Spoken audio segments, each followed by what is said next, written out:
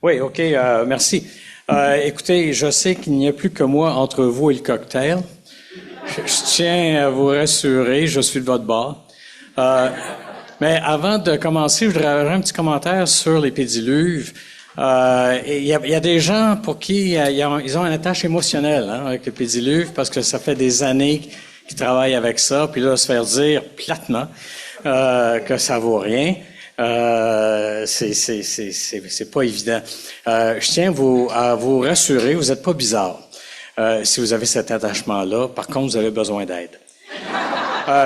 Et donc, l'aide, la voici, c'est que remplacer les pédiluves liquides par sec. Vous pouvez utiliser des granules de chlore ou encore plus sécuritaire, des granules d'acide peracidique. Ça existe sur le marché. Et ça, vous avez à changer ça aux 2 semaines. Puis vous allez, normalement, les études ont démontré qu'on peut diminuer la contamination par un peu plus de 90%. Alors, je tenais à souligner ça. Maintenant, la prochaine demi-heure, je vais vous parler de la perspective de la grippe aviaire au niveau mondial, comment on en est venu dans le monde à y aller avec la vaccination, puis tout ce que ça comprend. La perspective mondiale, elle se résume dans ce que vous voyez dans le carré vert, OK? Essentiellement, on sait qu'on a un gros problème parce que les oiseaux sauvages, ça c'est en bas, ils sont contaminés. On sait que c'est rendu endémique là. Et franchement, après ce que vous venez de voir, d'entendre de la part de Manon, c'est peut-être très saisonnier, mais sur une base annuelle, on peut dire que c'est rendu endémique maintenant au niveau des oiseaux domestiques également. Alors, ça, c'est problématique.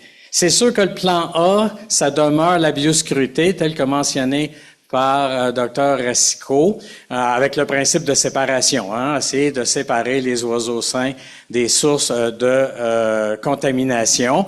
Mais au niveau mondial, il y a on met de plus en plus l'accent sur la vaccination, au moins en soutien. Là, on parle, évidemment, c'est carrément de vacciner des oiseaux, mais je pourrais vous dire qu'à certains endroits dans le monde, on parle également de vacciner les éleveurs.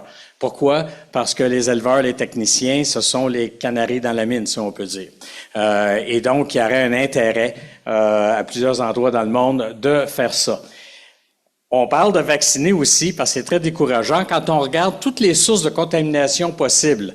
Donc, Dr. Racicot en a mentionné plusieurs, que ce soit des oiseaux sur parcours, il y a le vent à proximité, évidemment, il y a toutes sortes, les animaux, tous les mouvements, la contamination de l'environnement, et on parle d'une souche qui est zoonotique, le clade 2344B, tous les virus, les variants qu'on a du H5N1 au niveau mondial, tout ça est quand même zoonotique. Remarquez qu'on n'a jamais eu un H5 dans le monde qui est devenu pandémique chez l'être humain. C'est jamais arrivé. Mais d'un autre côté, les gens de santé publique sont très préoccupés. L'autre raison pour laquelle on va vouloir vacciner, c'est qu'en Europe, des fois, on trouve des fermes comme ça. Alors ça, c'est une ferme que j'ai visitée en 2018 qui m'a fait repenser qu'est-ce qui est possible quand on parle de biosécurité à la ferme. OK? Alors ici, vous voyez, il y a un petit abattoir. C'est très bien fait. Il y a des agneaux. Puis là, ici, et tout le monde sur le parcours séparé par de la broche, essentiellement. Vous avez des poulets, des dindes, des pondeuses, des pintades. Le bac d'équarrissage est en plein centre. Moi, je me retrouvais là, puis je regardais ça, puis j'avais l'air d'une tête à claque. OK? Ben sérieux, là. Je me disais, bon, ça va prendre la biosécurité régionale, puis possiblement de la vaccination, là. Là, on est dans le sud-ouest de la France. J'ai été sur la deuxième ferme. Je suis un peu un Forrest Gump pour l'influenza aviaire. J'étais sur les 2 premiers cas de H5N8 en Europe. Et puis, la deuxième ferme, elle avait été partie par les aïeux de l'éleveur. Là, ça avait été fait sous Napoléon Ier. Voyez-vous? Fait qu'on trouve des fermes toutes vraiment assez particulières quand on est dans ces endroits-là. L'autre raison pour laquelle la vaccination, surtout en Asie, été populaire? Ben, c'est entre autres parce que, on monte aux années 90, où là, il y a eu quand même de la mortalité chez l'être humain à cause de contact direct avec la volaille. Et quand c'est le H7N9 qui a frappé assez fort, pas un grand nombre d'individus, mais quand même, ça a fait assez peur. Ils se sont mis à vacciner au niveau de la volaille. Et vous pouvez voir que c'était comme, il y avait des pics par rapport aux mortalités. Ça, c'est les nombres de cas humains. OK? Puis là, vous voyez que quand on s'est mis à vacciner en masse la volaille en Chine, ils ont eu une diminution drastique de cas chez l'humain. Fait que, tu sais, c'est très encourageant quand on voit ça. Alors, ce que vous avez ici, c'est en haut la production de la volaille dans le monde. Plus le cercle est gros, plus évidemment c'est important. Pas de grosses nouvelles pour vous, hein? C'est la Chine, les États-Unis, le Brésil. Puis en bas, vous voyez les pays où on a vacciné contre la grippe aviaire. On a commencé en 95 en Chine et au Mexique. Okay? Alors, pour du faiblement pathogène et du hautement pathogène, l'Allemagne elle n'en fait pas présentement là, pour le hautement pathogène H5, mais ils ont déjà fait. Présentement, c'est la France. Puis je vais vous présenter beaucoup de données sur la France parce qu'ils sont, c'est leur expression, sur les rotules. D'accord? Ça fait eux autres, les vagues, là, ils les comptent plus. Là. OK? Et ça a commencé en 2015. Et ça continue. Alors, c'est là qu'ils se sont dit, il faut absolument faire de quoi. Maintenant, les États-Unis, le Brésil, je finis avec les États-Unis, mais c'est des pays qui exportent. Donc, c'est assez difficile de penser qu'ils pourraient se mettre à vouloir vacciner. Mais les Pays-Bas, eux, sont en train de faire des études. Et pourtant, les Pays-Bas, c'est un pays exportateur. Alors, c'est exportateur parce que c'est les eaux de consommation en Europe, ces produits-là. Ils produisent à peu près 1 milliard de douzaines d'œufs par année. Puis ça, c'est 3 fois leur capacité d'en bouffer. Là. Fait qu'il faut vraiment qu'ils exportent. Okay? Alors ça, c'est vraiment important pour eux. Puis ça, c'est pas dans vos notes parce que j'ai reçu ça avant-hier. C'est qu'il y a une reprise de l'incidence des volailles en Allemagne et aux Pays-Bas. Donc, ils sont très préoccupés dans ces zones-là. Ils veulent pouvoir trouver, pas une alternative, évidemment, à la biosécurité, mais un appui via la vaccination. Puis des vaccins, il y en a en masse. OK? Cette diapo-là, elle est très vieille, elle a 2 ans. Je m'ennuie du temps où je pouvais garder une diapo pendant plusieurs années. Là. Avec la grippe aviaire, c'est pas possible. Là-dessus, ici, vous avez quasiment 60 vaccins. Ça, ce sont tous des vaccins injectables. La diapo à 2 ans d'âge, on est rendu bien au-delà de 60 vaccins disponibles un peu partout dans le monde. Évidemment, il y a une variation par rapport aux souches qui sont associées à ces vaccins-là, mais il y a plusieurs options. Le problème qu'on a dans le monde, là, puis c'est pour ça qu'on a toujours un problème en Asie, c'est qu'on a également des gens qui vont vacciner de façon illégale avec les vaccins vivants atténués, influenza. Alors, la photo que vous voyez là, ça vient d'un endroit en Asie. Ça m'a été envoyé par un collègue de la FAO qui m'a dit, le troupeau que tu vois là a été vacciné par un vaccin vivant, OK, à aérosol, supposément une souche atténuée. C'est un gros problème qu'on a. C'est pas fréquent, mais ça arrive. Alors, la perspective mondiale. J'ai été invité à aller donner une conférence au Brésil où on avait 3 jours que sur la grippe aviaire. Et ça, évidemment, quand la FAO se préoccupe de quelque chose, ils avaient invité donc des représentants des pays riches, mais ils se préoccupent surtout des pays à revenus faibles et intermédiaires. Puis là, ce que je vous montre, c'est leur perception.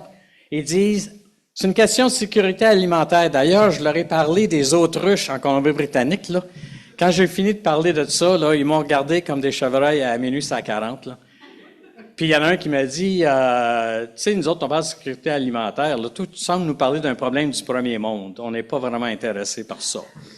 Fait que j'ai dit, d'accord. Ils ont dit, nous autres, c'est un impact économique majeur. On a des gens décédés dans 23 pays. Et on juge que la biosécurité, là, classique telle que proposée par Dr. Racicot, c'est inefficace. Évidemment, elle vous dira, et avec raison, d'ailleurs, elle a toujours raison, que c'est une question de manque d'observance. OK? Alors, puis d'ailleurs, elle l'a démontré, je pense. Mais Le gros problème qu'ils ont dans ces pays-là aussi, c'est que l'approche, de toute façon, d'éradiquer en abattant tout ce qu'il y a sur un site et tout ça, ils n'ont pas les moyens, dans bien des endroits, de faire ça. Alors, ça, c'est la fin. Il y a eu un rapport qui a été produit la troisième journée, puis je mets en évidence là, les points principaux. Il faut travailler sur la surveillance, harmoniser les protocoles d'intervention, la vaccination, là où c'est justifié, biosécurité rigoureuse, plus facile à dire qu'à faire, puis ils encouragent les gouvernements à revoir et appliquer leur législation en matière de biosécurité et de vaccination, et je dirais également de surveillance. Alors, si vous allez en France, là, je me souviens, il y a une année, ils ont eu 1375 foyers. Et je leur disais, vous savez, au Québec, quand on a un oiseau qui arrive parce qu'il y a de la diarrhée ou un problème respiratoire, on va le tester pour l'influenza A également. Ils ont dit, ah ben, on peut pas faire ça. Je dis, pourquoi vous pouvez pas faire ça? Ben, c'est parce que ça prend une suspicion. J'ai dit, vous avez plus de fermes infectées qu'on a de fermes commerciales au Québec, vous autres là. Il me semble que, rendu à fin octobre, tout ce qui a des plumes devrait être suspect. Tu sais, je vous demande pas de changer votre... Non, mais sérieux. OK? Alors, on a beaucoup de ça, surtout en Europe, là, où impossible d'ailleurs, est très français, hein, je vous le dis. Faut le dire. OK. Par contre, ils sont très originaux, c'est pour ça qu'ils s'en sortent. L'Organisation mondiale de la santé animale, c'est 183 pays. Puis, si vous allez sur leur site, vous allez voir ça. Ils disent très clairement, hey, on peut vacciner, ça ne devrait pas être un obstacle. OK? Ils disent, dans la mesure que les choses sont bien faites, la vaccination peut compléter efficacement des autres stratégies. Ça ne devrait pas être un obstacle à la sécurité. Puis, en plus de ça, si on commençait à en faire au niveau mondial, ça pourrait stimuler l'innovation, puis on pourrait arriver encore avec des meilleurs moyens. C'est leur argument. Les conditions gagnantes, ils l'ont bien développé. Disponibilité de vaccins enregistrés de haute qualité, efficace contre la souche en circulation, parce que le H5N1, là, le 2344B, là, au sein même de ce groupe de virus-là, il y a beaucoup d'hétérogénéité. Et donc, il faut avoir la bonne souche, une capacité de surveillance suffisante, ça a été mentionné par le Dr. Racicot, de pouvoir faire du retraçage. Il faut que les producteurs embarquent, puis je peux vous dire qu'en France, ils embarquent. OK? Puis une collecte de données auprès des producteurs de vétérinaires, puis une capacité à assurer cette traçabilité. OK? Alors, en France, ils ont décidé de partir avec le Volvac Best de Boehringer Ingelheim. Et puis, quelques points. Stratégie d'IVA possible. Vous allez voir qu'au final, c'est plus un problème. Des 1000 doses, par contre, donc beaucoup de doses perdues, parce que les autres, ils ont fait, j'ai une présentation d'une demi-heure ou une heure, juste sur les simulations qu'ils ont fait pour déterminer qu'en fait, ils avaient besoin de vacciner les canards pour pouvoir avoir un impact majeur. Alors, mais souvent, ils ont des troupeaux de seulement 700, 800 oiseaux. Surtout quand on fait du foie gras sur le site, c'est des petits troupeaux, même si c'est du commercial, donc beaucoup de pertes au départ. Au couvoir, on peut vacciner, mais pas le Muscovy. Okay? C'est une question immunitaire. Il ne réagit pas, ce canard-là. Alors, tout ce qui est foie gras, là, avec le Muscovy, on ne peut pas vraiment vacciner au couvoir, donc il faut vacciner à la ferme. OK? Alors, ici, la vaccination se fait au niveau du cou. Vous pouvez voir, alors ça, c'est fait à vitesse très pépère pour vous montrer la technique. Puis là, ils vont vous montrer ce qui risque d'arriver. Ils vont le montrer tranquillement, mais quand on va trop vite. Vous voyez, hop, le vaccin ressort. Fait que là, il faut revacciner. Ils ont réalisé que dans certains endroits, ils ont de 10 à 15 de manque d'observance de vaccination. OK? Alors, on peut le voir en colorant le vaccin. Quand on a du vert, du bleu, dépendamment de ça, on peut se rendre compte qu'il y a un problème. Maintenant, ils ont réalisé que l'immunité est très furtive, ça descend assez vite. Il faut vacciner au moins 2 fois, puis ça, c'est le canard de chair. Pour le foie gras, il faut vacciner 3 fois. Alors ça, c'est beaucoup de manipulation. Ça dépend de la réaction immunitaire selon l'espèce, le vaccin, l'âge, la première, deuxième vaccination.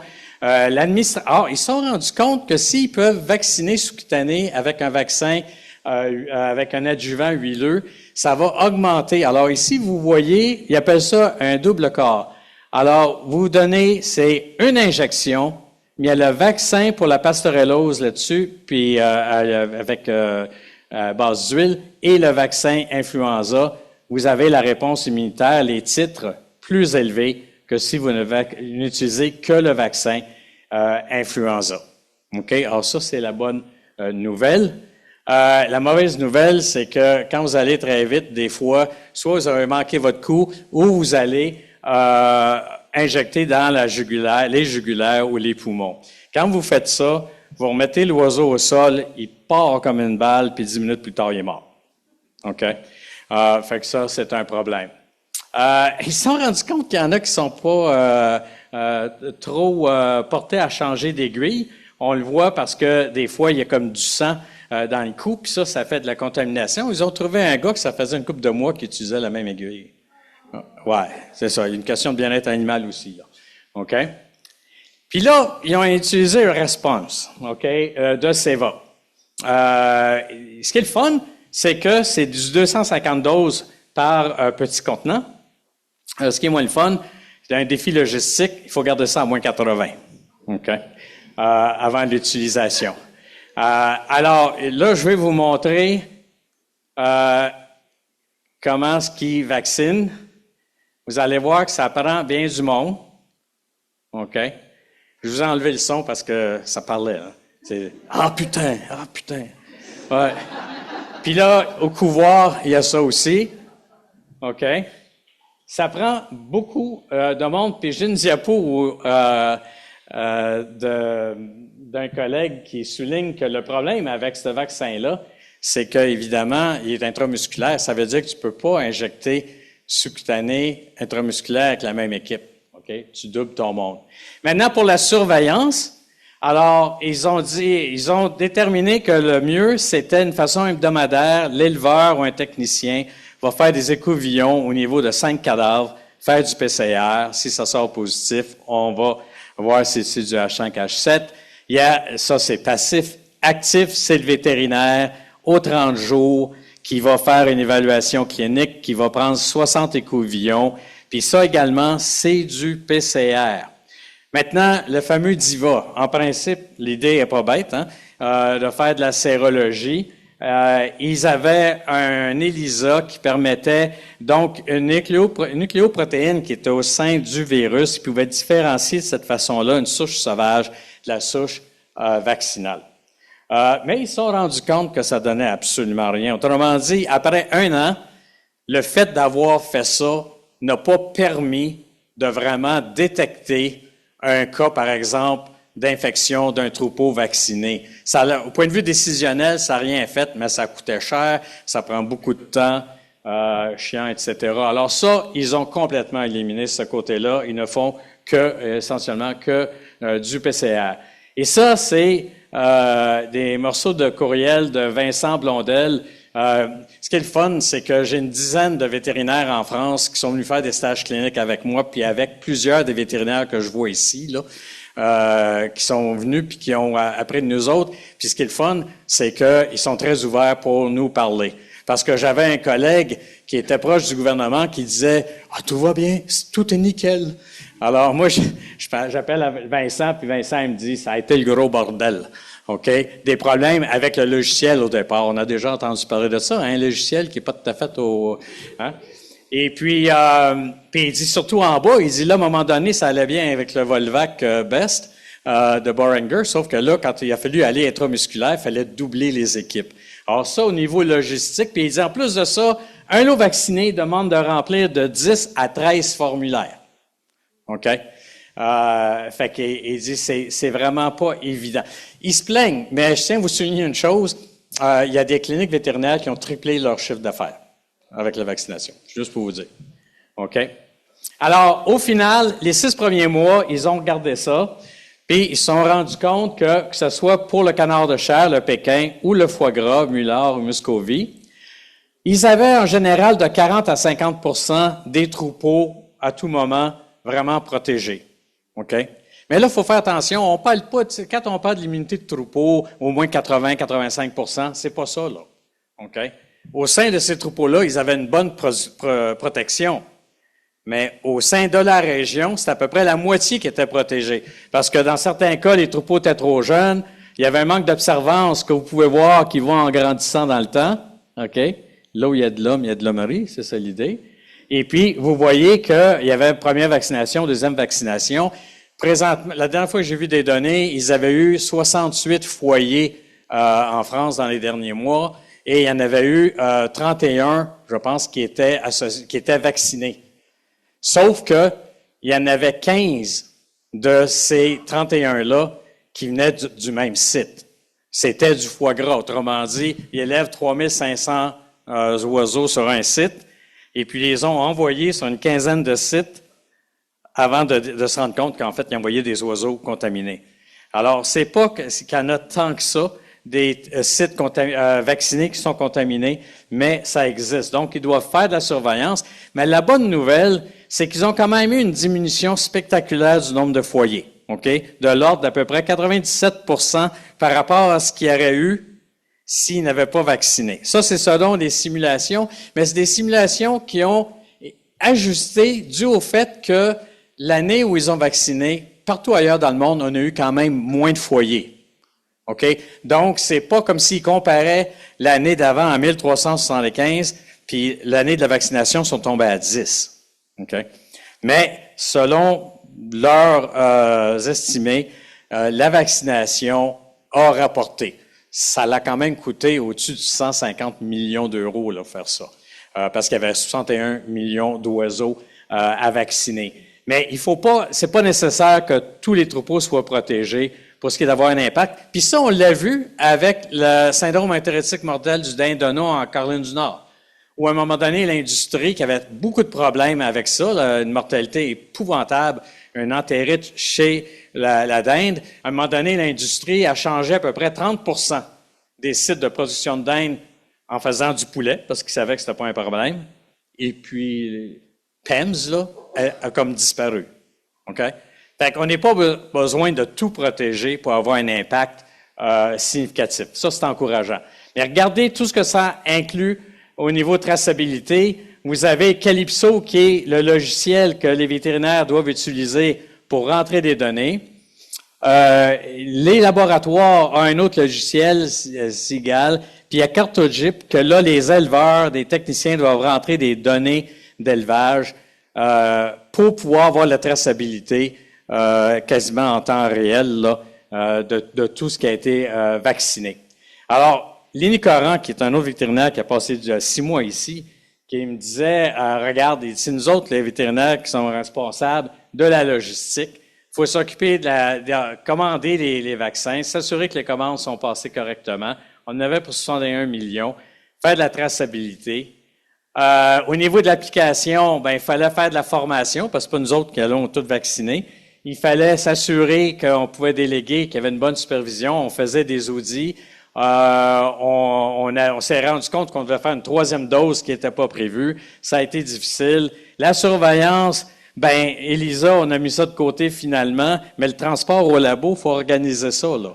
Puis c'est pas nécessairement simple de faire ça comme tel. Puis l'approche globale, c'est cette vaccination-là, mais c'est également la surveillance syndromique, c'est les mesures d'éradication, la biosécurité. Puis il faut savoir que il faut toujours vérifier que ce vaccin-là a une correspondance antigénique qui fonctionne. On fait ça dans un milieu naturel de l'industrie où il y a des maladies concomitantes, ce qui fait qu'on a souvent des choses à investiguer. Il y a une co-circulation du virus, l'influenza aviaire facilement pathogène. C'est pour ça que pour Diva, là, à un moment donné, ils ont arrêté ça, là, parce que dans le canard, il y a beaucoup de cas d'influenza aviaire faiblement pathogène. Or, ça créait des complications pour rien, puis des fois, on peut avoir des virus mutants là, qui sont en fait les hautement pathogènes. Puis le problème, évidemment, maintenant, c'est la biosécurité. Parce qu'il dit, les éleveurs, là, ils me disent tous, tu sais, avant l'influenza aviaire, tout allait bien. Maintenant, je vaccine et donc, screw la biosécurité. OK? Ils ont vraiment un problème d'observance à plusieurs niveaux. Donc, biosécurité, température du vaccin, surtout le fameux, celui de Seva, Luminosité, souvent la mauvaise lumière, vaccination inadéquate. Quand ils font des audits, ils se rendent compte de ça. Le jeûne, il faut qu'il y ait un jeûne adéquat aussi, parce que sans ça, c'est plus compliqué. Il y a de l'euthanasie involontaire des oiseaux là-dedans. Un manque d'organisation, comment des erreurs. Il y a plusieurs choses qui peuvent mal aller. Maintenant, pour les Pays-Bas, ce qui est intéressant, c'est que le vaccin de Boehringer puis celui de Ceva, ben c'est 2 des 3 vaccins qu'on a, plus ou moins au Canada maintenant. Alors, rapidement, qu'est-ce qu'ils ont? Ils ont regardé pour les pondeuses, c'était ça qui les intéressait. Ils se sont dit 2 troupeaux, A et B. Puis on dit, quand on dit troupeau, là, c'était pas un grand nombre d'oiseaux, mais ils ont dit, on va les vacciner à 1 jour d'âge avec, là, c'est celui de Vector Moon, là. Et puis, Vector Moon, oui, on va le vacciner. Puis, évidemment, nous autres, c'est des pondeuses, fait qu'on va attendre 24 semaines pour les challenger. On a des oiseaux qu'on va inoculer avec le virus, puis il y a des oiseaux à côté qu'on va pas inoculer, mais qu'on va mettre en contact avec les oiseaux inoculés pour voir si ça meurt. Ben, les cas témoins, là, les troupeaux témoins, regardez ça, là, la survie, là, elle dépassait pas 5 jours après la vaccination. OK? Par contre, avec le vaccin, en général, la survie était totale, sauf pour une baisse, mais encore une fois, c'est un petit nombre d'oiseaux. Fait que de 10 à 80 là, c'est tout simplement parce qu'il y avait une dizaine d'oiseaux maximum là-dedans. OK? Maintenant, vous avez, si on peut dire, l'excrétion virale, parce que l'avantage de la vaccination, c'est que ça diminue dans bien des cas, puis il y a énormément d'études qui ont été faites là-dessus pour démontrer qu'on a une baisse de l'excrétion du virus. On peut pas empêcher l'infection, mais l'excrétion du virus va être beaucoup moindre quand on a des troupeaux vaccinés. OK? Puis ça, c'est à peu près toutes les souches, tous les vaccins qui ont été testés. Puis dans certains cas, ça tombe quasiment à 0. Alors, vous pouvez voir que à gauche, c'est au niveau cloane, au niveau du cloaque, par rapport à ceux vaccinés. Une diminution un petit peu, pas spectaculaire, et puis encore une fois, c'est juste une vaccination à 1 jour d'âge. Et puis la valeur R ici, c'est le taux de reproduction, le taux de transmission. Si c'est en bas de 1, c'est parfait, ça veut dire que la transmission ne se poursuit pas. Si c'est au-dessus de 1, ça veut dire que le virus va pouvoir se transmettre d'un individu à l'autre. Alors, les témoins, c'était à 15, puis Vector Moon, c'était entre 1 et 2,85. Fait que ça, résultat mitigé là. Pour Vaccitech, OK, et le Vaccitech avec Best. Alors là, ici, vaccination à 1 jour d'âge, puis après ça, à 12 semaines, ils ont rajouté le Volvac Best de Boehringer. Et puis, là, ils se sont rendus compte, même affaire, les témoins, ça meurt très vite. Juste le Vaccitech, en général, ça allait bien, sauf pour un groupe. Mais vous voyez ici, avec le rappel à 12 semaines, on n'avait absolument aucune mortalité. Quand on regarde l'excrétion par rapport au contrôle, ici les contrôles pour cloane au cloaque, ici c'est beaucoup moindre. Et regardez la valeur R pour Vaccitech Volvac, 0,28 à 59. OK. Donc, ça semble vraiment stopper, si on peut dire, la transmission quand on a ces 2 vaccins-là. Alors ça, c'est très positif. Les Américains, eux autres, ont commencé à publier aussi. Eux autres ont utilisé un vaccin qui est pas légal, en fait, en Europe. C'est un génétique inverse, c'est-à-dire qu'on prend 3 virus différents pour en créer ce qu'on appelle un virus chimère qui va servir pour la vaccination.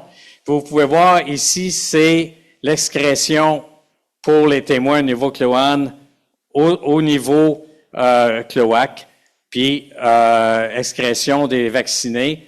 Ça, c'est les témoins, ça meurt en dedans de 4 jours, aucune mortalité au niveau des oiseaux vaccinés avec ce vaccin-là.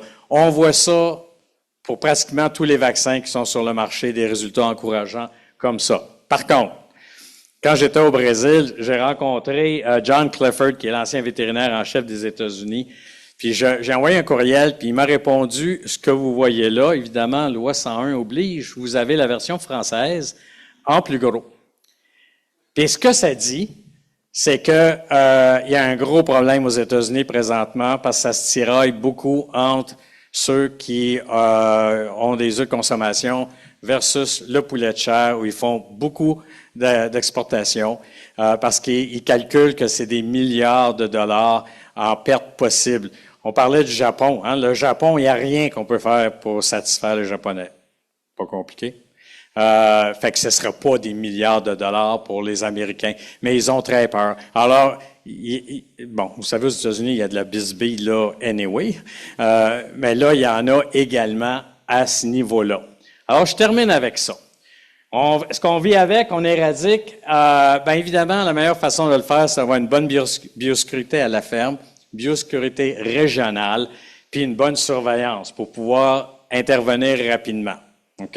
Ça, c'est clair. Comme ça, on peut frapper le bullseye.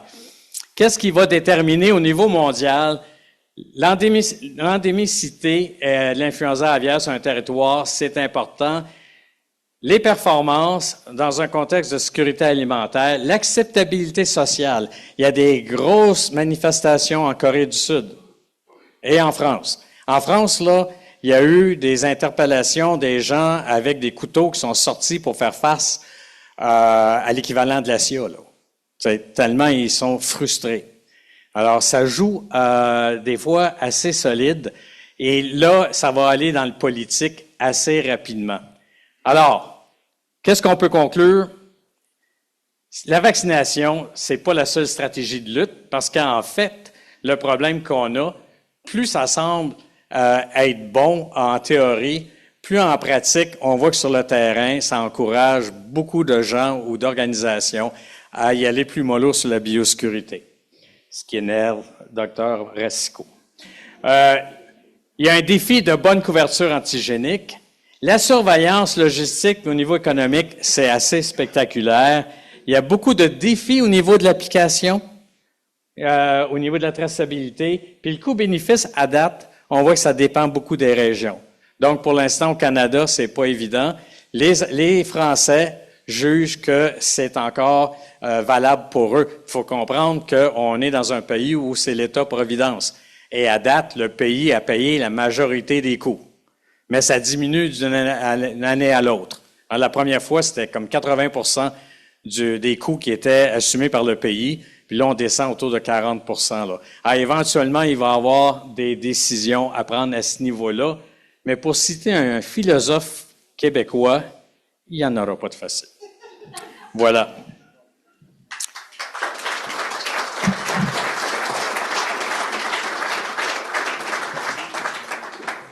Est-ce qu'il y a des questions?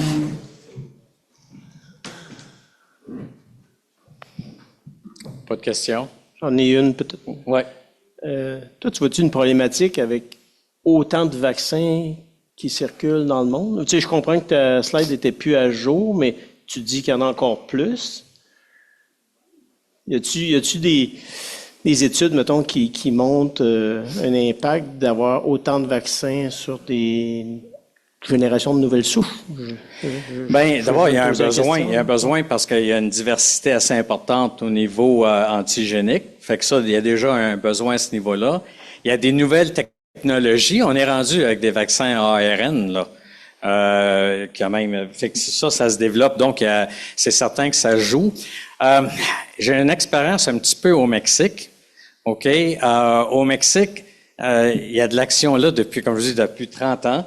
Puis ce qu'on s'est rendu compte, évidemment, c'est que il y a des gens qui sont proches du gouvernement qui se sont partis des compagnies de vaccins là à partir de leur garage. Là. Et puis il y a toutes sortes de choses. Alors, c'est pour ça que les Mexicains, pour l'instant, ils vivent avec. Hein.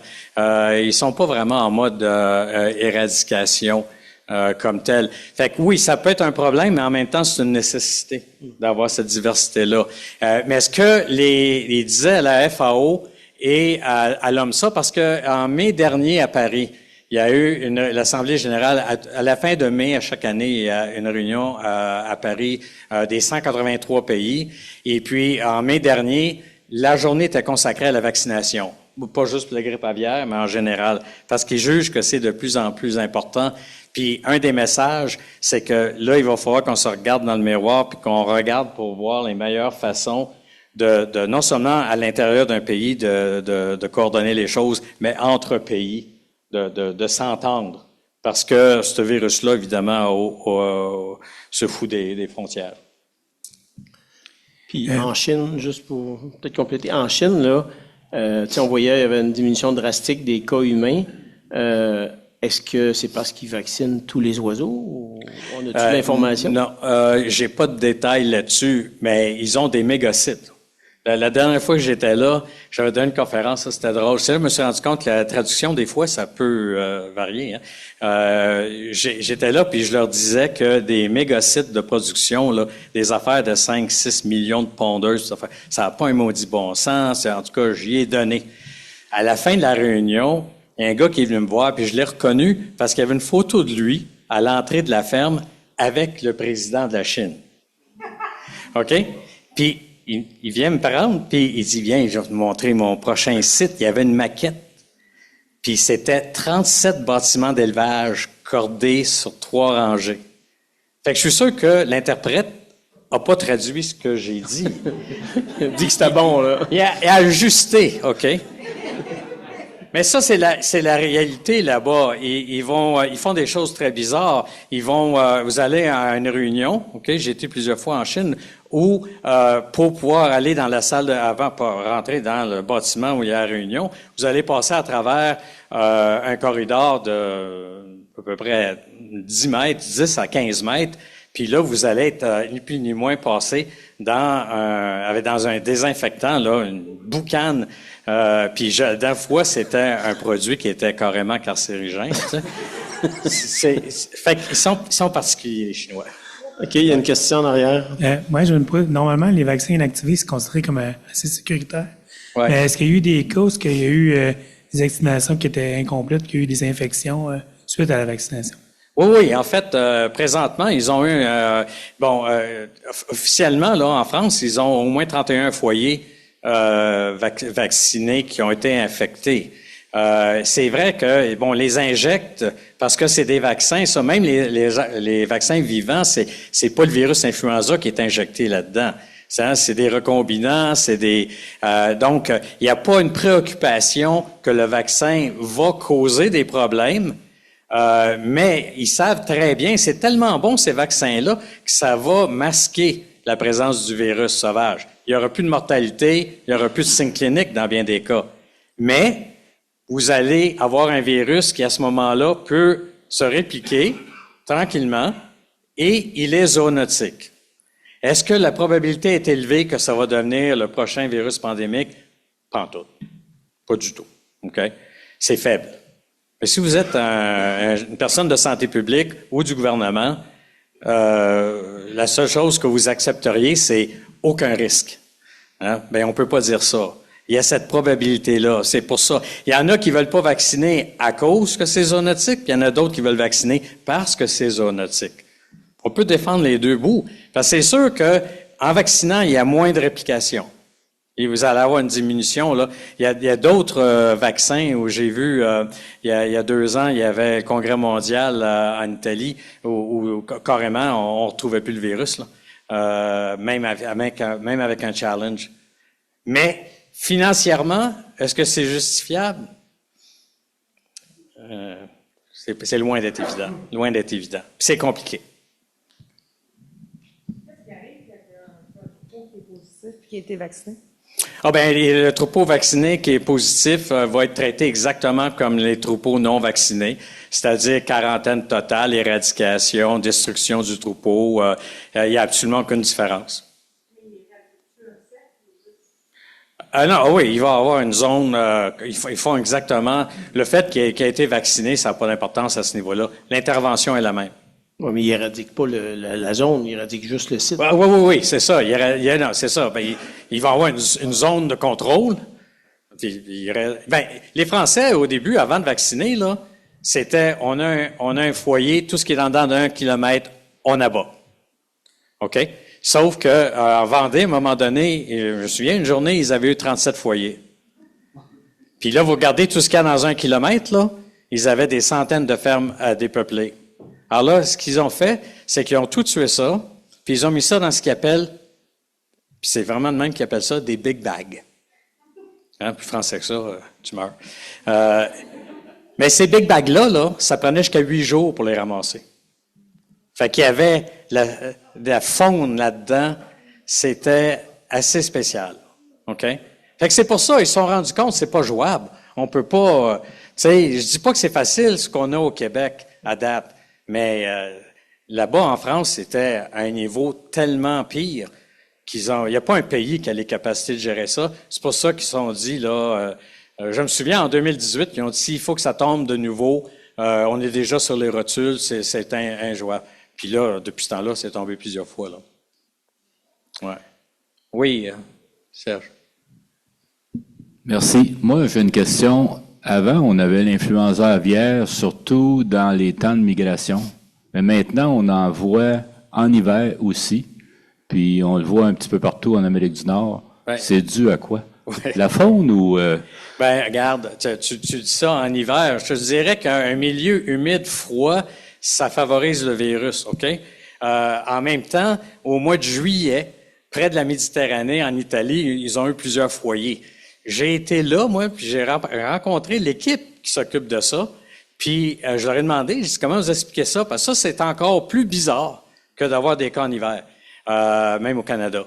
Et puis ils m'ont dit, on n'a aucune idée comment ça se fait. Ce virus-là, cette famille-là de H5N1 nous force à réécrire les livres de référence. OK?